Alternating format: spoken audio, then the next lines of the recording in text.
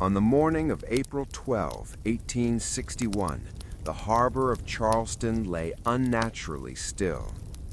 The water reflected the pale gray sky like a sheet of cold steel, and Fort Sumter, an unfinished brick fortress standing on an artificial island, sat quietly, as if unaware that history had chosen it as the place where a nation would tear itself in two.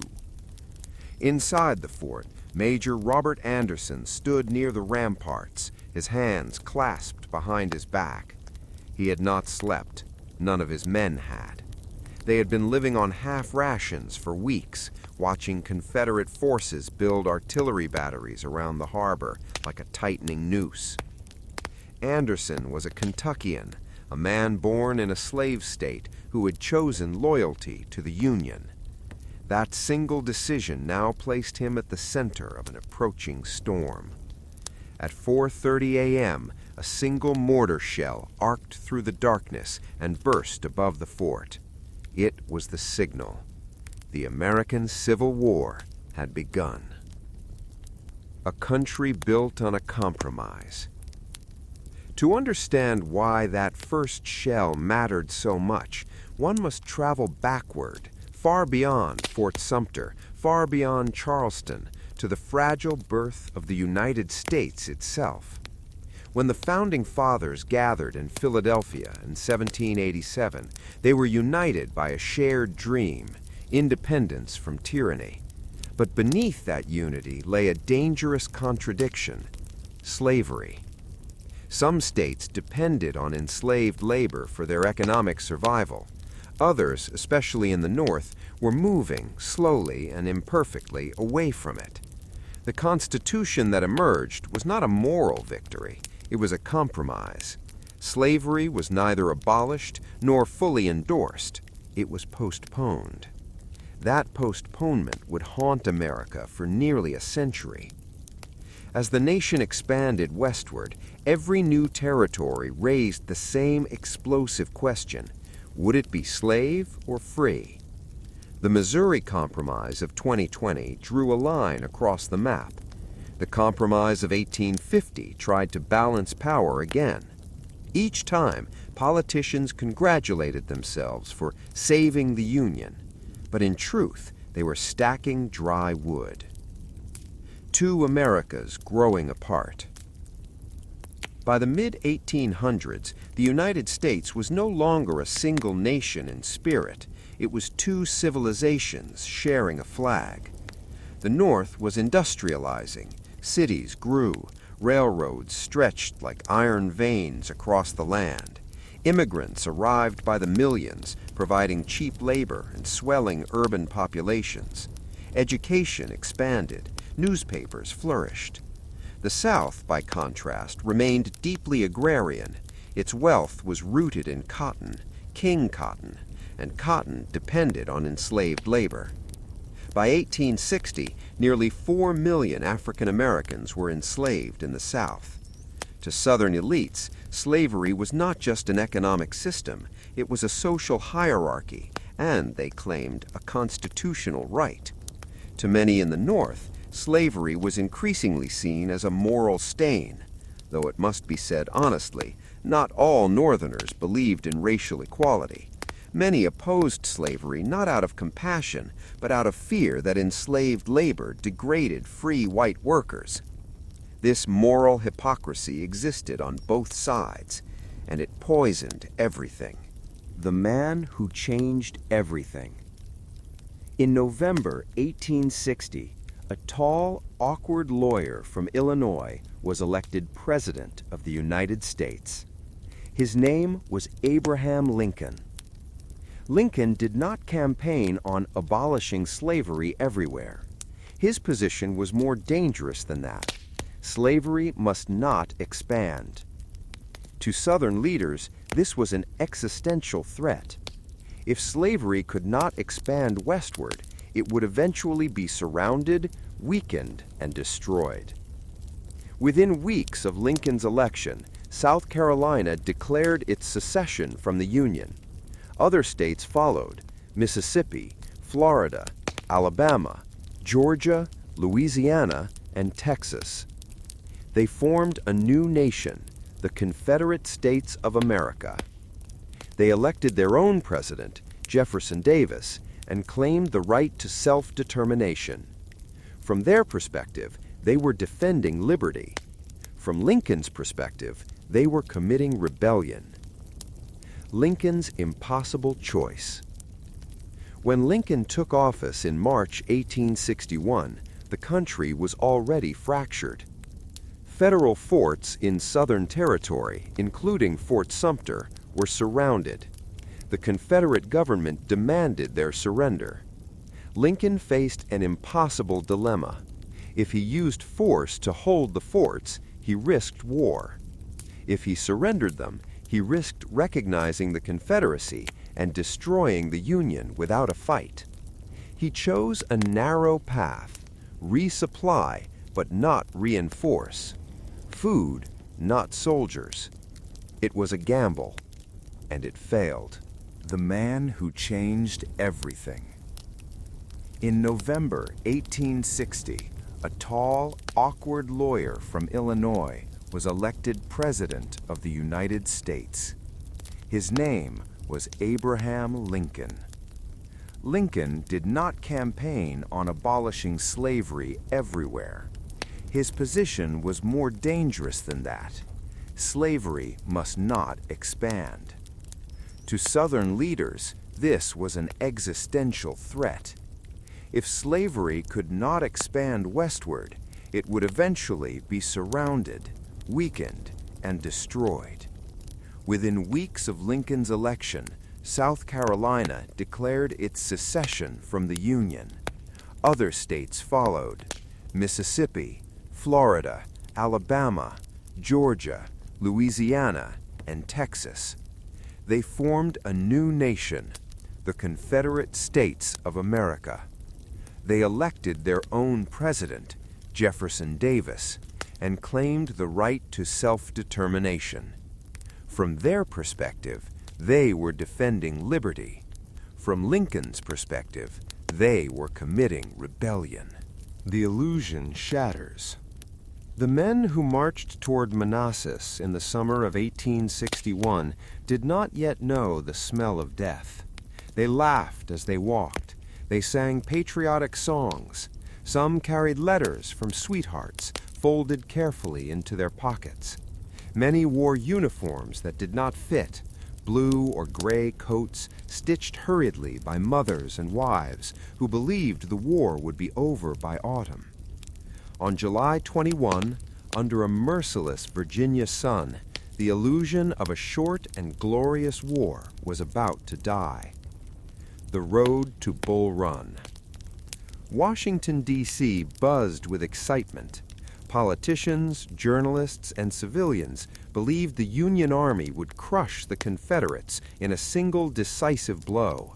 Some members of Congress even packed picnic baskets and rode out in carriages to watch the battle, as if it were theater.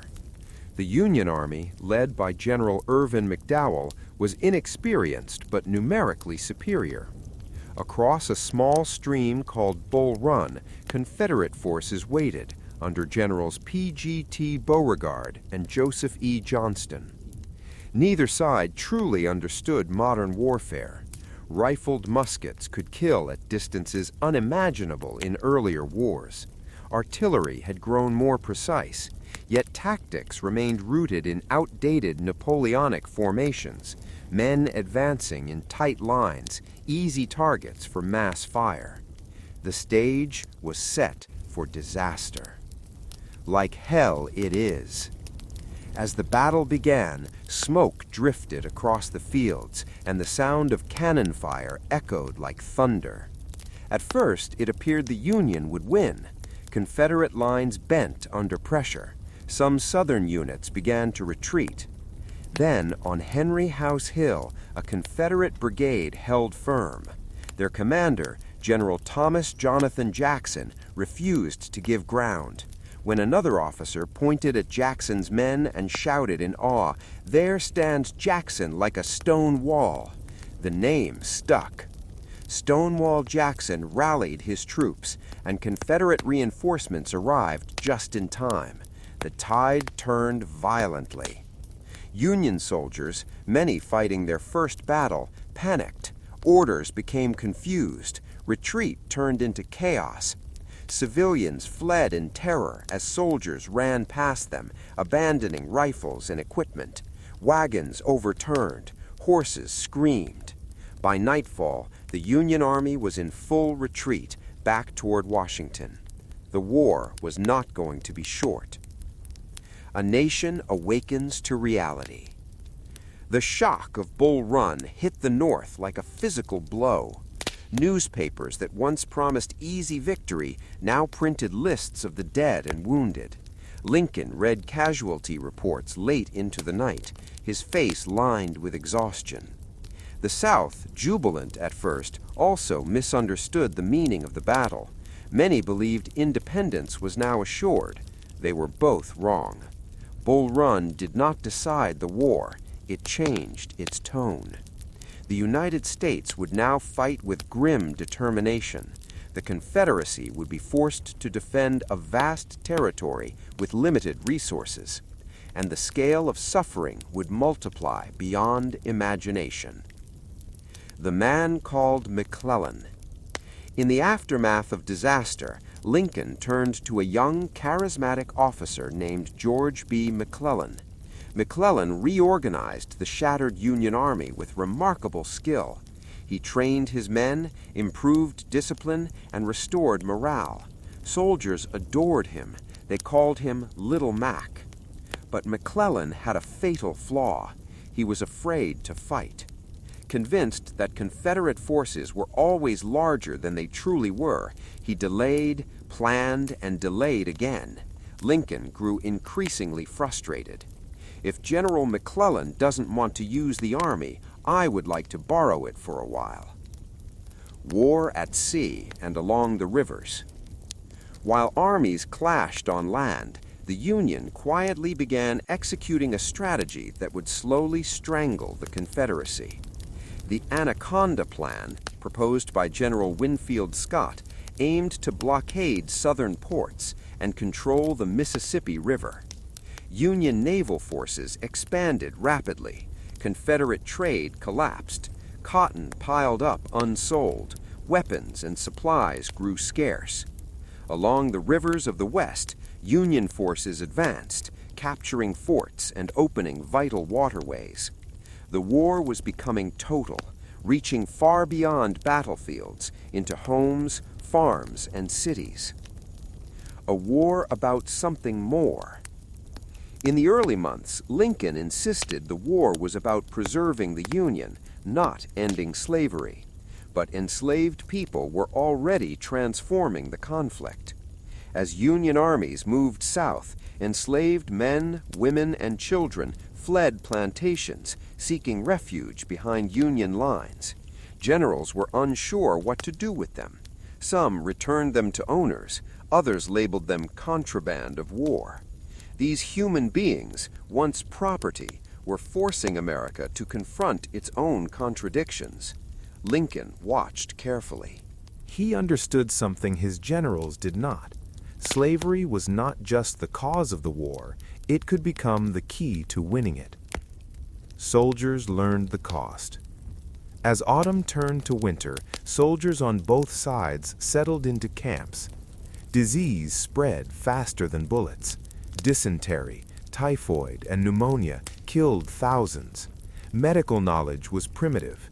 Surgeons amputated limbs with saws and little anesthesia. Letters home changed in tone. Early excitement gave way to fear, loneliness, and grief. Men learned what it meant to kill and to watch friends die screaming in the mud. The war was no longer an idea, it was personal. Lincoln's burden. Abraham Lincoln aged rapidly. He carried the weight of every death. He read letters from grieving parents. He visited hospitals, shaking hands with men who would never walk again. At night, alone in the White House, he walked the halls in silence. He was preparing for a decision that would redefine the war and the nation. But first, the country would have to bleed even more. The bloodiest day. Dawn broke over the fields of western Maryland on September 17, 1862, with a deceptive calm. Corn stalks stood tall and golden near a shallow creek called Antietam. Dew clung to leaves. Birds stirred. Within hours, more American blood would soak this land than on any other single day in the nation's history. Neither army fully understood that they were about to collide in a way that would change the moral meaning of the war. Lee takes the war north. By late summer 1862, the Confederacy had momentum.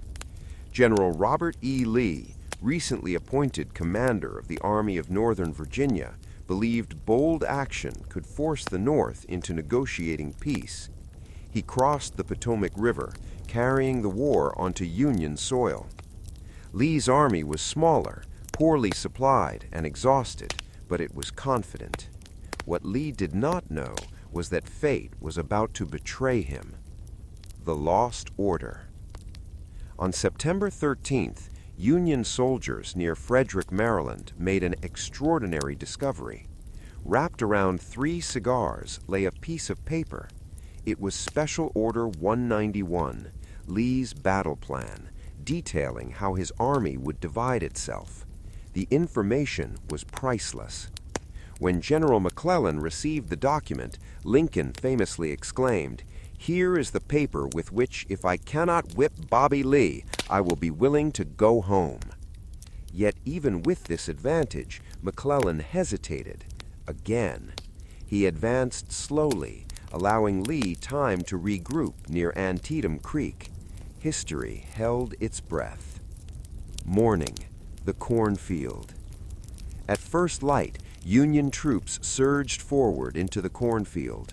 What followed was not a battle, it was a slaughter. Visibility dropped to mere feet as smoke thickened. Men fired blindly. Units lost cohesion. Regiments vanished. The cornfield changed hands again and again. When the firing finally stopped, nearly every stalk had been cut down, either by bullets or by bodies falling against them. A Union soldier later wrote, "It was the most terrible sight I ever saw. The cornfield was literally mown down." Midday, the sunken road. Further south, Confederate soldiers took position in a worn farm road that sank below ground level. Union troops attacked relentlessly. Bodies piled up so high that men used them as breastworks. Blood pooled in the trench. By the time the fighting ended, the road had earned a new name, Bloody Lane. Afternoon, Burnside's Bridge. On the southern end of the field, Union General Ambrose Burnside struggled to cross a narrow stone bridge defended by a small Confederate force. Hours passed. When Union troops finally crossed, it was too late to destroy Lee's army. Confederate reinforcements arrived just in time. As night fell, the fighting stopped, not because the battle was over, but because both sides were physically incapable of continuing. Numbers beyond comprehension. When the sun rose on September 18th, the scale of the tragedy became clear. Over 23,000 Americans were killed, wounded, or missing in a single day. Farmers returned to fields covered in corpses. Churches became hospitals. The creek ran red. Antietam was a tactical draw, but strategically it was a Union victory, and that was enough. Lincoln's moment. For months, Lincoln had waited for a Union success, any success, to justify a decision that would redefine the war. 5 days after Antietam, he issued the Emancipation Proclamation.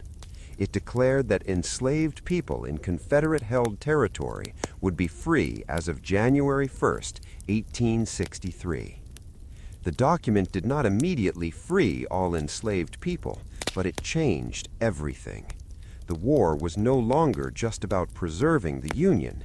It was now a war for human freedom. Shockwaves across the globe. The Emancipation Proclamation sent ripples across the globe. Britain and France, which had considered recognizing the Confederacy, backed away. Public opinion would not support aiding a slave-holding nation. Enslaved people heard the news and ran towards Union lines, towards hope, towards uncertainty. Some Union soldiers resisted the change, others embraced it. But the moral center of the war had shifted. There was no turning back. Black soldiers rise. Soon after Antietam, black men were allowed to enlist in the Union Army. They fought under the promise of freedom, often receiving lower pay and worse treatment. Confederate policy threatened captured black soldiers with execution or re-enslavement. Still, they volunteered. By war's end, nearly 180,000 black soldiers would serve the Union cause. Their courage would force America to confront the lie that they were inferior. The cost grows heavier. As winter approached, both armies prepared for more fighting. Lee withdrew to Virginia. McClellan failed to pursue aggressively. Lincoln's patience ran out. In November 1862, he removed McClellan from command. The war needed generals who would fight, and the bloodshed had only just begun. 3 days that changed America. In the summer of 1863, the road to a small Pennsylvania town would become the road to destiny. Gettysburg was not marked on any grand plan. It had no strategic river, no massive factory, no political importance. It was simply a crossroads. But history has a way of choosing unlikely places. Lee's second gamble. After surviving Antietam, General Robert E. Lee believed the Confederacy still had a chance if it could strike the North hard enough to shatter morale. He marched his army north again. Confederate soldiers moved through Maryland and into Pennsylvania, seeing prosperity many had never known. Full barns, well-fed livestock, undamaged towns. Union forces pursued under a new commander, General George G. Meade, a quiet, methodical officer thrust into leadership just days before battle. Neither general planned to fight at Gettysburg. They stumbled into it. Day 1, collision. On July 1st, 1863, Union cavalry encountered Confederate infantry outside Gettysburg. Skirmishes escalated into full combat. Union forces were driven back through the town, retreating to high ground south of Gettysburg, Cemetery Hill, Cemetery Ridge, and Little Round Top. It was a retreat, but a strategic one. Meade held the high ground. Lee had a choice. He chose to attack. Day 2, holding the line. July 2nd brought chaos. Lee ordered assaults on both flanks of the Union line. At Little Round Top, Union Colonel Joshua Lawrence Chamberlain and the 20th Maine faced wave after wave of Confederate attacks. Outnumbered, out of ammunition, Chamberlain made a desperate decision: fix bayonets. The Union line charged downhill. It worked. Little Round Top held. Across the field, at the Peach Orchard, Wheatfield, and Devil's Den, fighting was brutal and confused. Men fought hand to hand, units shattered. Night fell with both armies bleeding, but still standing. Day 3, Pickett's charge. On July 3rd, Lee made a decision that would define his legacy. He ordered a frontal assault on the center of the Union line. Nearly 12,500 Confederate soldiers stepped out of the woods and began marching across open fields under artillery fire. Union cannons tore through their ranks. Men fell, lines closed, flags advanced. For a brief moment, Confederate troops breached the Union line at a place later called the Angle. Then the counterattack came. Those who survived turned back. Pickett's charge failed. The Confederacy would never recover. The high water mark. Gettysburg marked the high water mark of the Confederacy, the closest it would come to victory.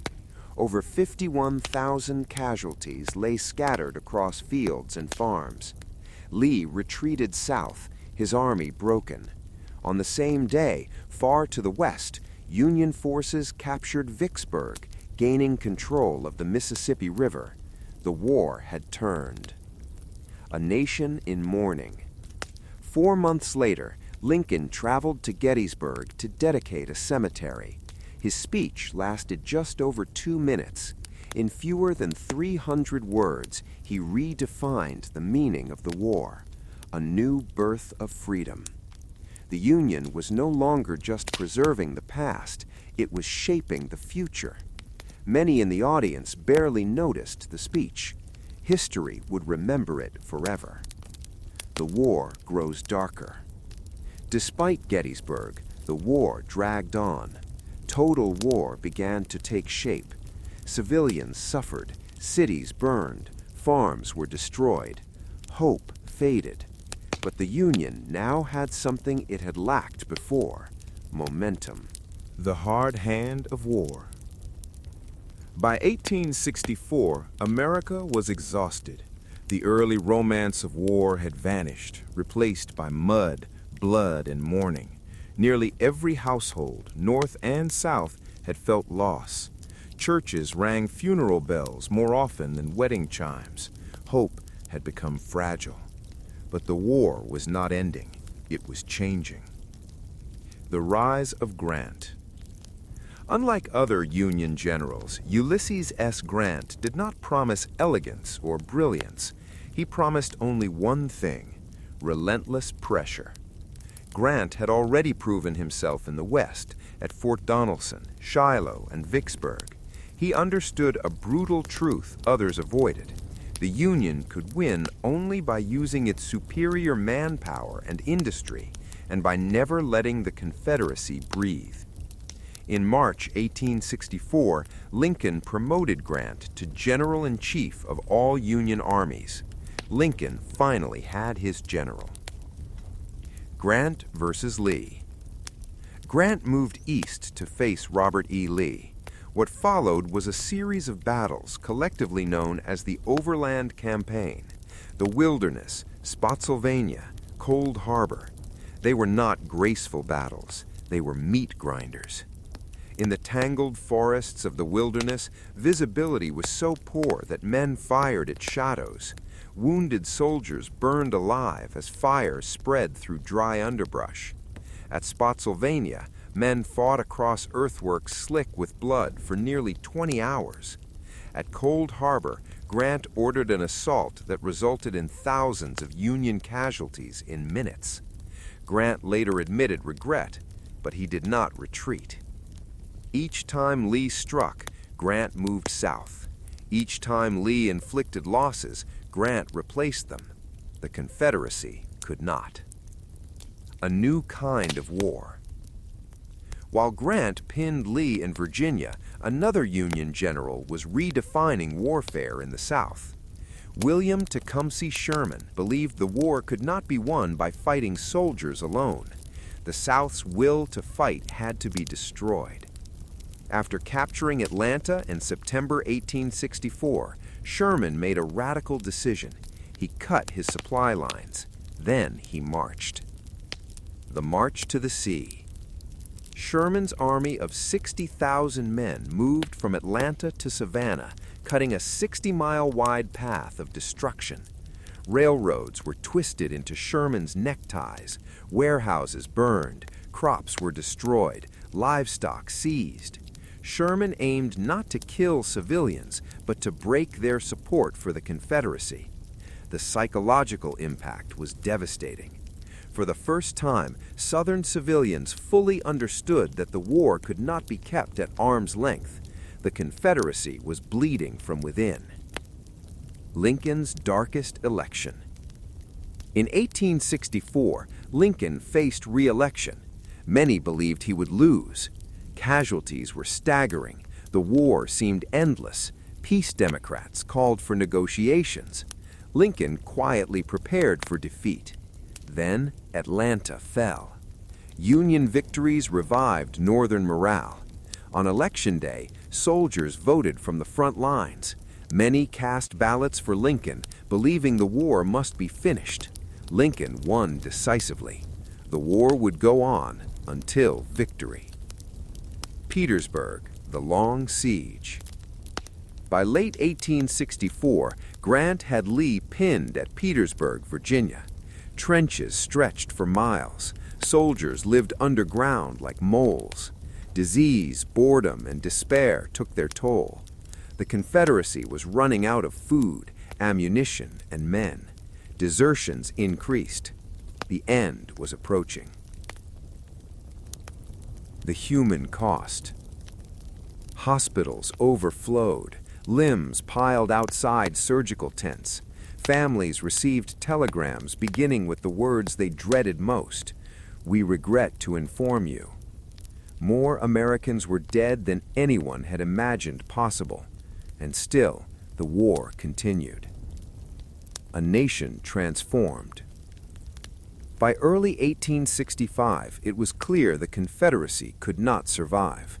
Sherman marched north through the Carolinas. Grant tightened his grip on Lee. The question was no longer if the war would end, only how and at what final cost. The end and the echo. In the spring of 1865, the land itself seemed weary. Trees budded and rivers swelled, but across the South, the scars of war were everywhere. Burned towns, abandoned farms, broken railroads, and graves without names. The Confederacy was dying. Everyone knew it, even those who refused to say it aloud. The fall of Petersburg. On April 2, 1865, Union forces finally broke through Confederate defenses at Petersburg. Lee could no longer hold Richmond, the Confederate capital. That night, Confederate officials fled. Warehouses were burned to prevent capture. Fires raged through the city. By morning, Union troops marched into Richmond. Enslaved people flooded the streets, cheering, crying, laughing. Freedom had arrived with blue uniforms. When Lincoln visited Richmond days later, formerly enslaved men and women knelt before him. He said, "Don't kneel, that is not right. You must kneel to God only." Lee's last march. Lee attempted to retreat west, hoping to join remaining Confederate forces. Grant pursued relentlessly. Union cavalry cut off supplies. Soldiers collapsed from hunger. On April 9, 1865, Lee realized there was no escape. He sent a note to Grant requesting terms. They met in a modest parlor at Appomattox Courthouse. Appomattox.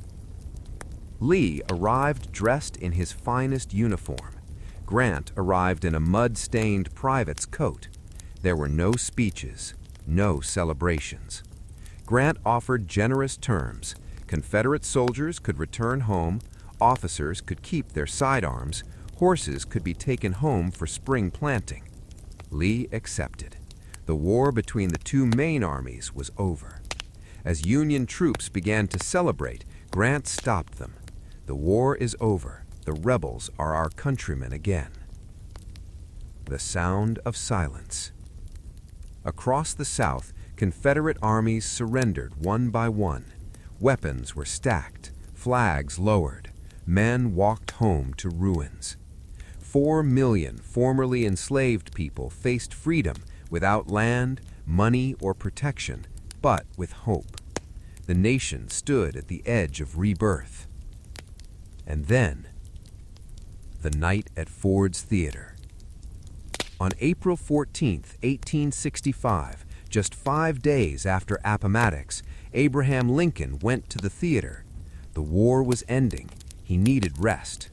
As laughter filled Ford's theater, John Wilkes Booth slipped into the presidential box. A single shot rang out. Lincoln was carried across the street to a boarding house. At 7:22 a.m. the next morning, he died. The nation collapsed into grief. Mourning a president. Lincoln's funeral train traveled over 1,600 miles. Millions stood silently along tracks.